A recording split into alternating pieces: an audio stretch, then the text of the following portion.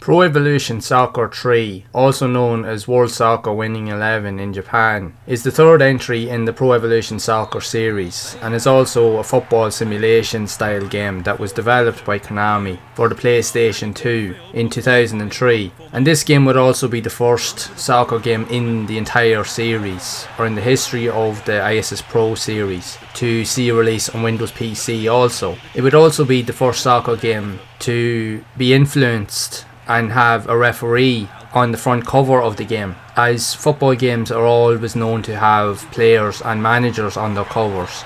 So referees would never take the front line in terms of promotion with regards to the game, so this was the first of its kind to do that. But even with all of those new updates, the game generally was a massive overhaul in terms of everything that was involved with the previous games, as the game was built upon a new graphics engine with improved gameplay, control, ball physics, animation and AI. It also had loads of different features with a new shop mode that you could exchange points and trade them for hidden items and features that you could unlock as you played. You also had the addition of a new expanded Master League that provided access to a ton of new players, with also support for the multi-tap accessory that you could play up to 3 or 4 players at any given time. The game would also give access to 6 fully licensed clubs, while not being considered as prevalent as the likes of the FIFA series. You had access to the licensed features from Italian Serie A clubs from Milan, Roma, Juventus, Lazio, Parma, and as well as Feyenoord from the Dutch league. So all of the rest of the teams would have stuck to their traditional kind of like ISS Pro roots, where they had to rename and rebrand players and teams to kind of stick with the aesthetic, as even at that point FIFA still kind of dominated the licensing elements with regards to football players' names and attributes, and the ISS Pro series was still playing catch up at that point. But it more than made up for in terms of what was available, in terms of always looking to succeed its predecessors with new visuals, new gameplay engines, and just generally always trying to be a better game. But with it being the third entry, and at the time it was considered the newest entry in the series, it played somewhat differently from its predecessors. It did keep the same control system in the previous games, but it was somewhat a little bit more difficult to pick up and play compared to the first 2 games in the Pro Evolution Soccer series, as the soccer elements were a lot more dynamic and they tried to make it a lot more simulation focused, where you really had to be more adaptable and more aware of your surroundings. But once you got familiar with the game, you had without a doubt one of the best soccer experiences that you could ever have in a football game on the PS2, and it is among some of the best Pro Evolution Soccer games ever created.